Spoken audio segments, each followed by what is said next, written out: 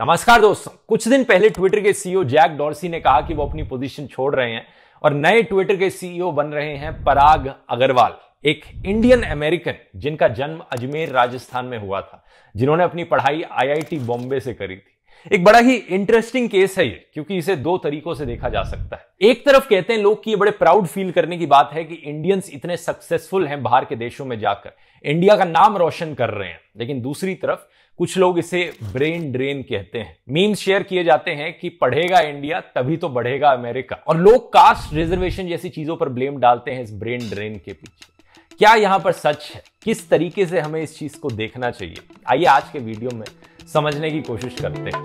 7-year-old Parag Agarwal is the CEO of Twitter. Amount of opportunities abroad are much better and much more advanced than here, and you have a chance to have a better livelihood abroad. ये brain gain भी बन सकता है, ये क्या कभी किसी ने सोचा था?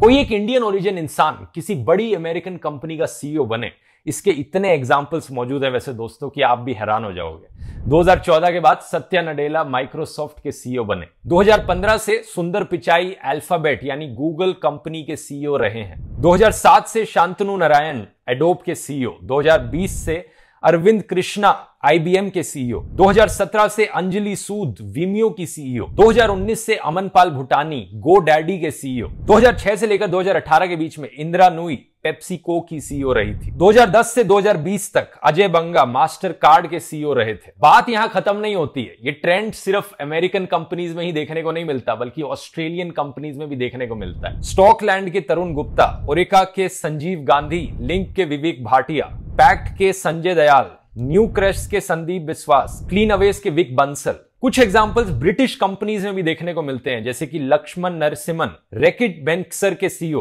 अब ये जो एग्जांपल्स मैंने आपको बताया दोस्तों, ये ज्यादातर लोग इनमें से इंडियन ओरिजिन लोग हैं, यानी इंडिया में ये पैदा हुए हैं, इंडिया में ग्रो अप किए, इन्होंने अपनी पढ़ाई कंप्लीट करी किसी इंडियन पॉपुलर कॉलेज से, जैसे कि आईआईटी बॉम्बे हो गया, आईआईएम अहमदाबाद हो गया, या बिट्स बिलानी या फिर मणिपाल इंस्टीट्यूट ऑफ टेक्नोलॉजी। पढ़ाई करने के बाद ये दूसरे देश में शिफ्ट हो गए। कुछ केसेस में इन्होंने दूसरे देशों की सिटीजनशिप भी ले ली, और ये अब उन देशों में इन कंपनीज में इतनी हाई पोजीशन पर काम करने लग रहे हैं। तो अमेरिका, ऑस्ट्रेलिया और यूरोप, यहां पर रहने वाले इंडियन ओरिजिन लोगों के तो आपको ऐसे बहुत एग्जांपल्स मिल जाएंगे। लेकिन एशियन देशों का क्या? China, Korea, Japan, Singapore, UAE, यहां पर क्या एग्जांपल्स हैं ऐसे? इसका जवाब है दोस्तों कि ये बहुत रेयर है। सिर्फ इक्का दुक्का ही आपको इसके एग्जांपल्स मिलेंगे, जैसे कि सिंगापुर बेस्ड डीबीएस ग्रुप के सीईओ पीयूष गुप्ता। 2015 में अनाउंस किया गया था कि एक जापानीज बैंक सॉफ्ट बैंक के सीईओ एक इंडियन ओरिजिन के इंसान निकेश अरोरा बन सकते हैं। ये डिसीजन लिया गया था, लेकिन काफी सेंसेशन मच गई, क्योंकि जापान जैसे देश में होना बहुत रेयर है। इस डिसीजन को बाद में ओवरटर्न कर दिया गया था और एक जापानीज ही फिर सीईओ कंटिन्यू रहे। चाइना जैसे देश के लिए भी ऐसा कोई एग्जाम्पल ढूंढना नेक्स्ट टू इम्पॉसिबल है।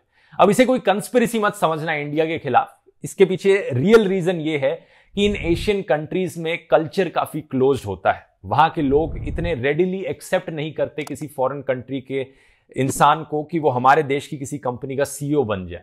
अब सुनने में आपको ज्यादा अजीब नहीं लगेगा, क्योंकि अपने इंडिया में भी ऐसा ही एक कल्चर है। इनफैक्ट इंडिया का केस तो इतना क्लोज्ड है कि किसी फॉरेनर को इंडियन कंपनी का सीईओ बनाना छोड़ो, किसी दूसरे इंडियन को भी इंडियन कंपनी के सीईओ बनने का मौका नहीं मिल पाता, क्योंकि ज्यादातर कंपनीज इंडिया में, जो इंडियन कंपनीज हैं, उनमें फैमिली बिजनेस चलने लग रहा है। कभी आपने नोटिस किया है कि कितनी इंडियन कंपनीज का नाम फैमिली के सरनेम पर आधारित है? अडानी, टाटा, बिरला, गोडरेज, बजाज, महिंद्रा, जिंदल, मित्तल, ओबरॉय, गोइंका, बाइजू, शिवनादर। अब अपनी फैमिली का नाम ही कंपनी का नाम बना लेना कोई इतनी बड़ी चीज नहीं है, लेकिन प्रॉब्लम तब आ जाती है जब इन कंपनीज की टॉप लीडरशिप पोजीशंस पर सिर्फ फैमिली मेंबर्स ही बैठते हैं। हमें यहां पर भरपूर नेपोटिज्म देखने को मिलता है और मेरिटोक्रेसी की सख्त कमी होती है। अब खुद ही सोचकर देखिए, किसी आईआईटी ग्रेजुएट के लिए किसी गोडरेज, महिंद्रा या बजाज ग्रुप का सीईओ बनना ज्यादा मुश्किल है एज कंपेयर टू एक गूगल का सीईओ बनने से, क्योंकि यहां पर फैमिली बिजनेस इतना ज्यादा है। ज्यादातर कंपनीज में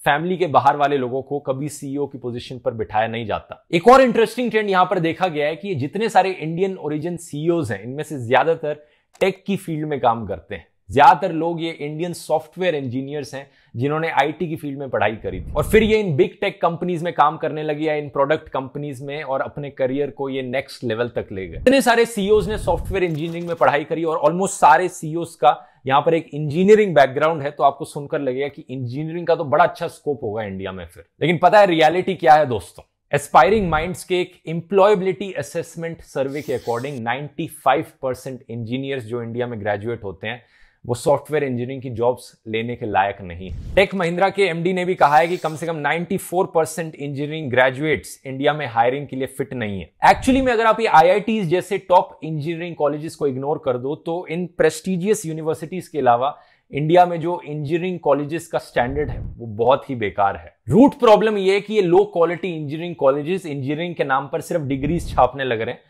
और जो एक्चुअल स्किल्स सिखानी चाहिए यहां पर कॉलेज ग्रेजुएट्स को वो ये सिखा नहीं रहे। हम इंडियंस बड़ा प्राउड फील करते हैं अगर किसी अमेरिकन कंपनी का सीईओ कोई इंडियन ओरिजिन इंसान बन जाता है तो, लेकिन कितने इंडियन कंपनीज के सीईओज अमेरिका से हैं, नाइजीरिया से हैं, चाइना से हैं, जापान से हैं, इनफैक्ट कोई भी फॉरेनर इंडियन कंपनी का सीईओ हो, इसके कितने एग्जांपल्स मौजूद हैं? बहुत रेयर है ये चीज। एक एग्जांपल मेरे दिमाग में आता है टाटा मोटर्स के सीईओ ग्युंटर बुटशेक, जो कि 2016 से लेकर 2021 अभी कुछ महीने पहले तक सीईओ रहे थे। लेकिन ऐसे एग्जांपल्स बहुत बहुत रेयर हैं। सिमिलरली इंडियंस बड़ा प्राउड फील करते हैं अगर किसी इंडियन एंसेस्ट्री का इंसान किसी बाहर के देश में कोई पॉलिटिकल पोजीशन पर बैठ जाता है तो, जैसे कि कमला हैरिस और बॉबी जिंदल यूएसए में, प्रीति पटेल और आलोक शर्मा ब्रिटेन में, जगमीत सिंह कनाडा में, दीपक राज गुप्ता ऑस्ट्रेलिया में, महेंद्र चौधरी फिजी में, अनिरुद्ध जगन्नाथ मॉरिशस में। लेकिन जब बात सोनिया गांधी पर आती है तो सबसे पहला पॉइंट ऑफ क्रिटिसिज्म हम लोगों का होता है सोनिया गांधी का इटालियन ओरिजिन, कि कैसे कोई इंडियन पॉलिटिशियन किसी बाहर के देश में पैदा हो सकता है, किसी बाहर के देश की एंसेस्ट्री हो सकती है। सदियों पहले हमारे उपनिषद में वसुदेव कुटुंबकम के कॉन्सेप्ट की बात करी गई थी कि पूरी दुनिया एक परिवार के समान है। आज के दिन इसी चीज के लिए आप एक शब्द इस्तेमाल कर सकते हो, कॉस्मोपॉलिटन। तो जहां एक तरफ आज के जमाने में यूरोप, यूएसए और ऑस्ट्रेलिया जैसे देशों ने इस कॉस्मोपॉलिटनिज्म की आइडियोलॉजी को एक्सेप्ट किया है, वहीं दूसरी तरफ इंडिया और बाकी कई एशियन कंट्रीज ने इस कॉन्सेप्ट की स्पिरिट को अभी तक एम्ब्रेस नहीं किया। कहने को तो हम कहते हैं अतिथि देवो भव, लेकिन ग्राउंड रियलिटी यह है कि हमें अफ्रीकन पर अटैक्स देखने को मिलते हैं, जीनोफोबिया देखने को मिलता है, यानी फॉरेनर्स के खिलाफ डर और फॉरेनर्स के खिलाफ नफरत।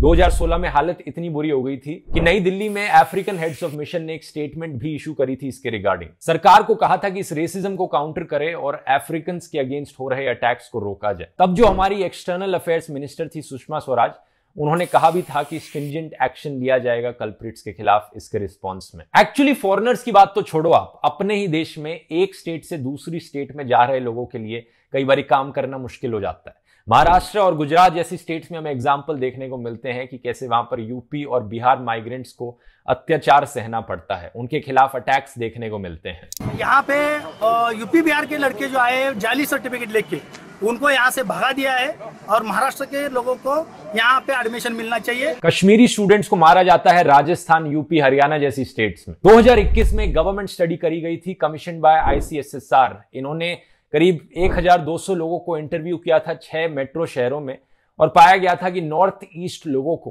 कितनी हरासमेंट सहनी पड़ती है जब से कोविड आउटब्रेक हुआ है। उन्हें अक्सर कोरोना वायरस कहकर इंसल्ट किया जाता है, हरास किया जाता है। या फिर 2015 में चल रही बिहार इलेक्शंस में नीतीश कुमार की ही कैंपेनिंग ले लो, जहां पर वो नारे लगाते हैं, कैंपेनिंग करते हैं बिहारी वर्सेस बाहरी पर। इस रीजनलिज्म के अलावा हमें रिलीजियस कम्युनलिज्म की भी प्रॉब्लम देखने को मिलती है। धर्म के नाम पर कितने क्लैशेस होते हैं देश में।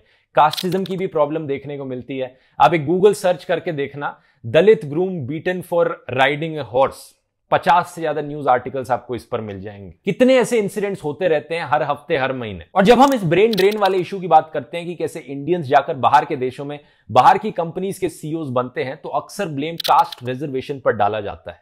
लेकिन खुद ही सोचकर देखिए, क्या कास्ट रिजर्वेशन आपको प्राइवेट नौकरियों में मिलती है? कोई कास्ट रिजर्वेशन नहीं है प्राइवेट जॉब्स में।